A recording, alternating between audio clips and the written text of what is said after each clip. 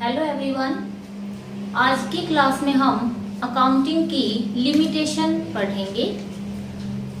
As you know कि हर चीज के कुछ प्रोस और कॉन्स होते हैं। कोई भी नेचर ने ऐसी चीज नहीं बनाई है जिसके केवल लाभ ही लाभ हो, उसके साथ उसके जो नेगेटिव पॉइंट्स हैं वो भी हमेशा उसके साथ रहते हैं। इसी तरीके से अकाउंटिंग को भी हम कंप्लीट नहीं कह सकते, क्योंकि अकाउंटिंग में भी कुछ लिमिटेशन है। तो आज की क्लास में हम इन्हीं लिमिटेशन को देखेंगे कि अकाउंटिंग किस तरीके से इनकम्प्लीट है।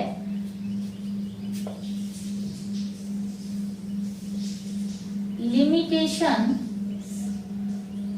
Of accounting. अकाउंटिंग की सीमितताएं।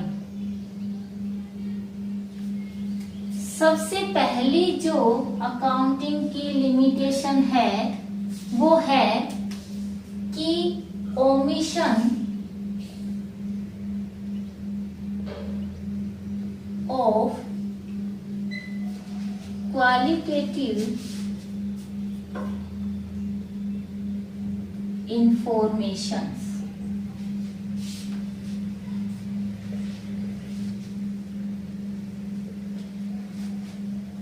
जैसा कि मैंने आपको पहले बताया कि अकाउंटिंग में केवल उन्हीं ट्रांजैक्शन को रिकॉर्ड किया जाता है जिनमें फाइनेंशियल कैरेक्टरिस्टिक्स होती है। कहने का मतलब ये है कि जिनको हम इन टर्म ऑफ मनी में कन्वर्ट कर सकते हैं। लेकिन यहाँ पर एक बिजनेस यूनिट के लिए बहुत सारी इंफॉर्मेशन ऐसी है जो बहुत ही ज्यादा इम्पोर्टेंट है, बट उनकी हम अकाउंटिंग नहीं कर सकते। क्यों? क्योंकि उनमें फाइनेंशियल कैरेक्टर नहीं है। तो यहाँ पर जो इंफॉर्मेशन क्वालिटेटिव वर्च्यू रखती है उनको हम छोड़ देते हैं अकाउंटिंग करते समय। लेकिन उन इंफॉर्मेशंस का अपना बहुत ही ज्यादा महत्व होता है। जैसे customer satisfaction. Customer satisfaction students एक ऐसा पॉइंट है जो बिजनेस यूनिट के लिए बहुत ही इम्पोर्टेंट है, क्योंकि totally depend of demand on consumer या कस्टमर सेटिस्फेक्शन। जो भी डिमांड है प्रोडक्ट की वो कस्टमर सेटिस्फेक्शन पे डिपेंड करती है। But we will not consider this point in accounting because this point has no financial character. इसी तरीके से मैं एक और एग्जांपल देती हूँ कि अगर किसी संस्था में कोई एक्सपर्ट या बहुत ही ज्यादा स्किल्ड मैनेजर है और वो मैनेजर अपने पोस्ट से किसी भी रीजन से हट जाता है तो उस बिजनेस यूनिट को बहुत ही नुकसान हो सकता है। लेकिन इस लॉस को कहीं भी अकाउंटिंग में कंसिडर नहीं किया जाता है, क्योंकि ये इंफॉर्मेशन भी क्वालिटेटिव इंफॉर्मेशन है। सो स्टूडेंट, पहली लिमिटेशन यही है अकाउंटिंग की कि इसमें जितनी भी इंफॉर्मेशन जो क्वालिटेटिव वर्च्यू की है, क्वालिटेटिव क्वालिटी की है, उनको कंसीडर नहीं किया जाता है। लेकिन ऐसी इंफॉर्मेशन किसी संस्था के लिए उतनी ही इम्पोर्टेंट है जितनी क्वांटिटी। इसके बाद जो नेक्स्ट लिमिटेशन है वो है based on historical cost. According to this limitation, जो भी ट्रांजैक्शन रिकॉर्ड की जाती है अकाउंटिंग में वो हिस्टोरिकल कॉस्ट पर रिकॉर्ड की जाती है, जो इसकी एक लिमिटेशन है। मतलब यहाँ पर कोई भी एसेट अगर खरीदी जाएगी तो उसको उसी कीमत पर रिकॉर्ड किया जाएगा जिस कीमत पे उसे खरीदा है, ना कि उसकी market value. Market value students वो वैल्यू होती है जो आज के दिन उसकी प्राइस मार्केट में है, मतलब जिस प्राइस पर वो सेलेबल है, बिक सकती है। तो यहाँ पर मार्केट वैल्यू को अकाउंटिंग में कंसिडर नहीं किया जाता है, लेकिन यहाँ पर हमें जो अकाउंटिंग की जानी चाहिए वो मार्केट वैल्यू पे क्यों की जानी चाहिए, क्योंकि हमें तो वही उसका जो है प्राइस देखना है जो आज के दिन उसका है। जैसे मैं एक एग्जांपल ले रही हूं कि बैलेंस शीट में ए फर्म की बैलेंस शीट है। बैलेंस शीट एक दिन का फाइनेंशियल स्टेटस प्रेजेंट करता है जिस दिन वो बनाई जाती है। यहाँ पर वो टाइम पीरियड लिख दिया जाएगा जिस टाइम पीरियड पे, जिस दिन पे वो बन रही है। जैसे हम मान लेते हैं कि ये 31 मार्च 2020 को बैलेंस शीट प्रिपेयर की जा रही है। तो यहाँ पर लेफ्ट हैंड साइड सभी लायबिलिटीज को लिखा जाएगा, राइट हैंड साइड सभी एसेट्स को लिखा जाएगा। यहाँ हम एज्यूम करते हैं लैंड, और लैंड को दिखाया गया है 15 लाख का। लेकिन ये जो 15 लाख है, ये इसकी जो प्राइस है ये 31 मार्च 2020 को जो प्राइस है वो प्राइस ना होकर के ये जमीन जिस दिन खरीदी थी उसकी प्राइस है। जैसे हम अज्यूम करते हैं कि इस जमीन को ईयर 2000 में परचेज किया था, तो यहाँ पर ये जो कीमत 2000 के ईयर की कीमत है। तो क्या स्टूडेंट रियल में इस बैलेंस शीट ने आज के दिन का, मतलब 31 मार्च 2020 के दिन का फाइनेंशियल स्टेटस दिखाया कि नहीं दिखाया? नहीं दिखाया, क्योंकि आज के दिन तो इस लैंड की जो मार्केट वैल्यू है वो ज्यादा हो सकती है। तो यहाँ पर एक्चुअल में बैलेंस शीट का काम क्या था? फाइनेंशियल स्टेटस प्रेजेंट करना था, लेकिन क्या वो आज के दिन का फाइनेंशियल स्टेटस प्रेजेंट कर पाई? इस क्वेश्चन का आंसर नो है। तो यहाँ पर ये इसकी बहुत बड़ी लिमिटेशन है। लेकिन इसके साथ साथ जो स्कॉलर हैं वो इसका ये रीजन देते हैं कि मार्केट वैल्यू पे किसी भी एसेट या लायबिलिटी को इसलिए शो नहीं किया जाता क्योंकि मार्केट वैल्यू बहुत ज्यादा फ्लक्चुएट होती है। मतलब आज के दिन इसकी कीमत हम मान सकते हैं कि 18 लाख हो, 10 दिन के बाद कीमत फ्लक्चुएट हो सकती है, 20 लाख हो जाए। तो क्या हम हर रोज अपने फाइनेंशियल स्टेटमेंट चेंज करेंगे?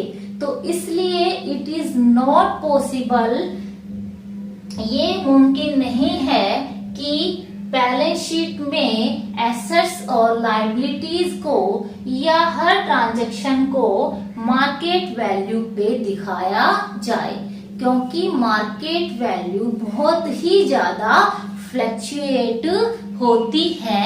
इसलिए उनको मार्केट वैल्यू पे ना दिखा करके हिस्टोरिकल कॉस्ट पे दिखाया जाता है। लेकिन हिस्टोरिकल कॉस्ट पे दिखाने के कारण वो उस संस्था का एक्चुअल फाइनेंशियल स्टेटस नहीं बता पाया, तो ये उसकी लिमिटेशन है। अकाउंटिंग में ये एक ड्रॉबैक कह सकते हैं। इसके बाद जो नेक्स्ट लिमिटेशन है वो है कि इन्फ्लुएंस्ड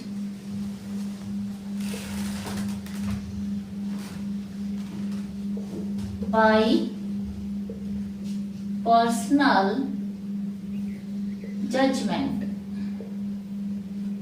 अकाउंटिंग पर्सनल जजमेंट से भी बहुत ज्यादा इफेक्ट होती है, क्योंकि स्टूडेंट बहुत सारी ऐसी मद हैं, टर्म्स हैं, आइटम्स हैं जिनको पर्सनल जजमेंट के बिहाफ पे उनकी अमाउंट को डिसाइड किया जाता है।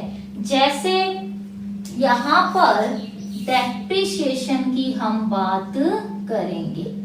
डेप्रिसिएशन जो है वो एसेट्स में उनको यूज करने के कारण, उनको किसी भी टूट फूट के कारण या एब्सोल्यूट होने के कारण उनकी प्राइसेस में जो रिडक्शन आता है, कमी आती है, उसे डेप्रिसिएशन कहा जाता है। लेकिन यहाँ पर डेप्रिसिएशन एग्जैक्ट क्या होगा ये पता लगाना बहुत ही मुश्किल टास्क है। डेप्रिसिएशन कैलकुलेट करने के लिए यहाँ पर value of assets,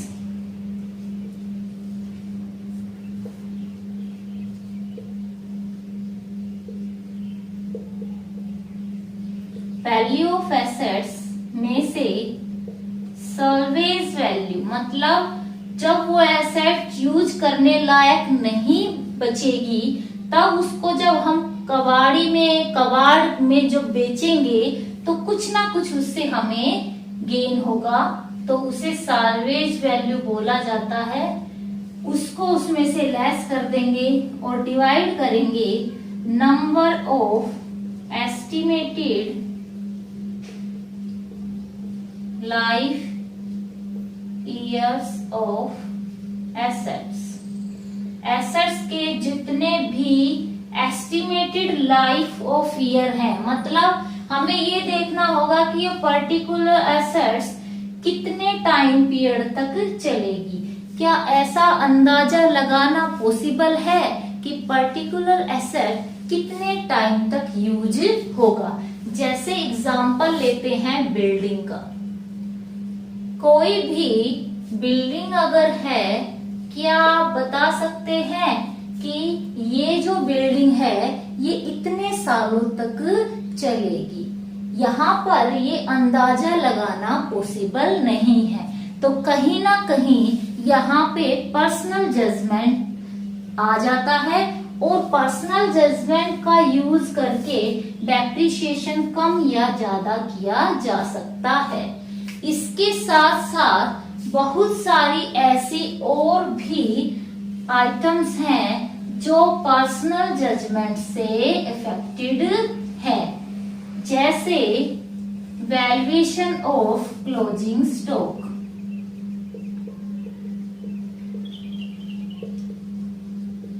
closing stock का वैल्यूएशन, अब लास्ट में जो अनबिका माल रहता है उसे क्लोजिंग स्टॉक कहा जाता है। तो क्या हम बता सकते हैं कि जो अनबिका माल है वो कितने में बिक पाएगा? और अकाउंटिंग में भी इसके डिफरेंट कैलकुलेशन के मेथड है, जैसे LIFO method, last in first out, जैसे FIFO method, first in first out, जैसे एवरेज स्टॉक वैल्यू मेथड। तो इस तरीके से जो अकाउंटेंट होता है वो पर्सनल जजमेंट के बिहाफ पर क्लोजिंग स्टॉक का वैल्यूएशन कर लेता है और इससे प्रॉफिट कम या ज्यादा किया जा सकता है। इसके बाद जो अगली टर्म है वो है प्रोविजन फॉर डाउटफुल डेट्स। ऐसे डेटर्स के लिए प्रोविजन बनाना जो डाउटफुल है। क्या आप बता सकते हैं कि आपके कितने देनदार हैं जो आपको पैसा नहीं देंगे?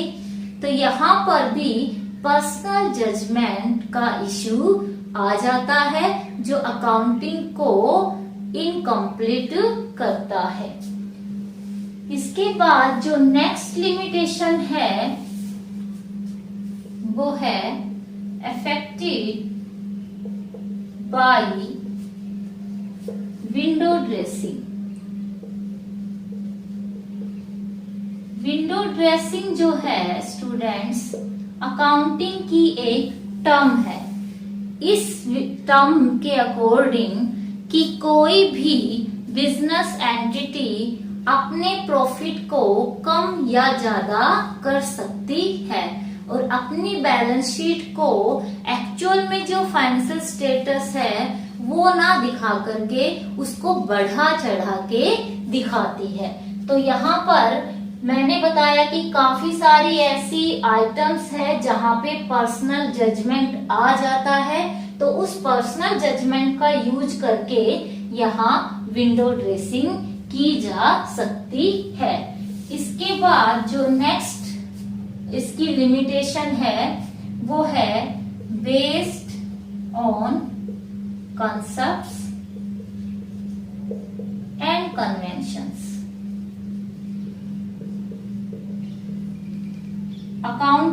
कुछ अकाउंटिंग के कॉन्सेप्ट्स हैं उन पे बेस्ड है, कुछ कन्वेंशंस हैं। नेक्स्ट जब हम टॉपिक पढ़ेंगे तो उसमें इनको बहुत डिटेल से पढ़ेंगे।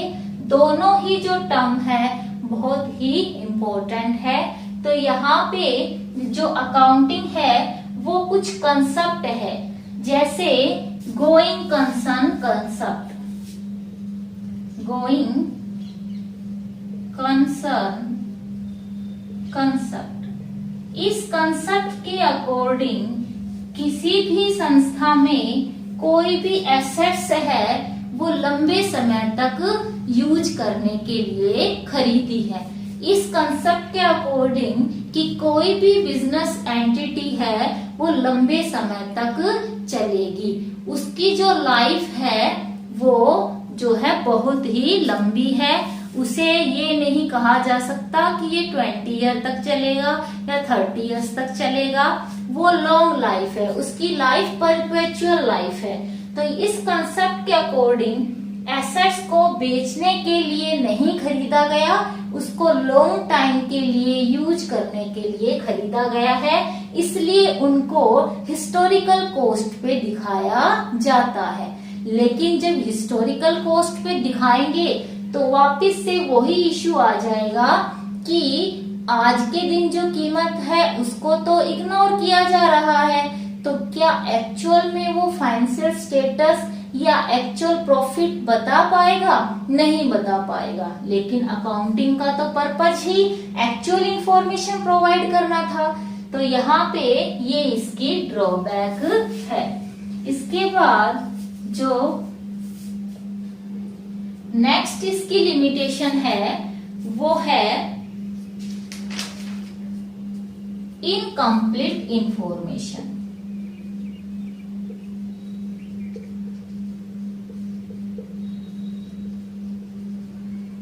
इनकम्प्लीट का मतलब कि देखो यहाँ हमने सभी एसेट्स को हिस्टोरिकल कॉस्ट पे दिखाया, यहाँ पे हमने पर्सनल जजमेंट का यूज करके डेप्रिसिएशन को कम या ज्यादा कर दिया, क्लोजिंग स्टॉक को कम या ज्यादा कर दिया पर्सनल जजमेंट से। यहाँ पर हमने प्रोविजन जितने भी बनाए थे उनको कम या ज्यादा कर दिया। तो क्या ये सारी जो टर्म है वो प्रॉफिट एंड लॉस में लिखी जाएगी? तो इनको कम या ज्यादा करने से संस्था का प्रॉफिट और लॉस पे भी असर पड़ेगा।